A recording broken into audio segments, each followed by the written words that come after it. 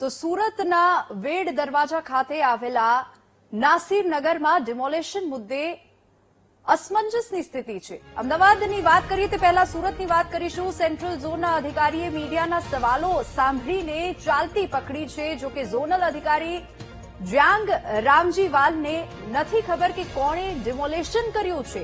અમે નાસિરનગરમાં ડિમોલેશન કર્યું જ નથી, ઝોનલ અધિકારીએ જણાવ્યું છે ને તેઓએ કહ્યું છે કે અમને પણ ખબર નથી કે ડિમોલેશન કોણ કરી ગયું છે।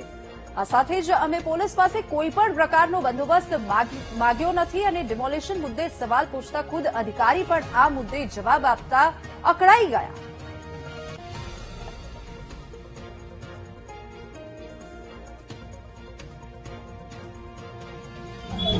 સાહેબ કોઈનું દબાણ છે તમને કોઈ મૌન રહેવાનું? સાહેબ શું કારણથી તમે નથી બોલી રહ્યા? પહેલા તમે આ બંધ કરી દો, બંધ કરી દો, બંધ કરી દો। તમે આવી રીતે ઘેરી લેશો એ નહીં ચાલે, ઘેરી લેશો ચાલે। પત્રકારનું કામ છે સાહેબ, તમને સવાલ પૂછવાનો, તમારે જવાબ આપવાનો છે સાહેબ। ભાઈ નીચેથી સિક્યુરિટીને બોલાવવાની, બોલાવી લો સાહેબ, બોલાવો ભાઈ, જા જલ્દી। પણ અમે પ્રજા માટે કહીએ છીએ સાહેબ, તમારું ઘર તૂટ્યું હતું તો સાહેબ, તમારું તૂટ્યું હોય તો તમે બોલો ને સાહેબ। પણ તમે મને શું કામ પૂછો છો? હું એમાં હતો જ નહીં તો પછી મને શું કામ પૂછો છો?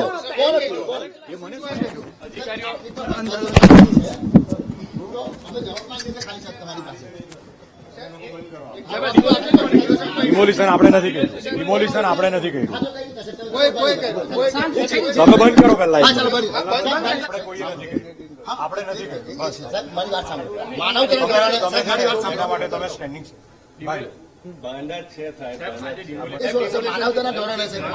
માનવતાના ધોરણે જ તમને કહું છું કે તમે નીચે ચેરમેન સાહેબને મળો અથવા કમિશનર સાહેબ। સાહેબ જવાબદારી જર્નલ તમે તારી શું ડિમોલેશન એસએમસી કર્યું કે નહીં કર્યું એમ કહો, એવું પૂછવું છે।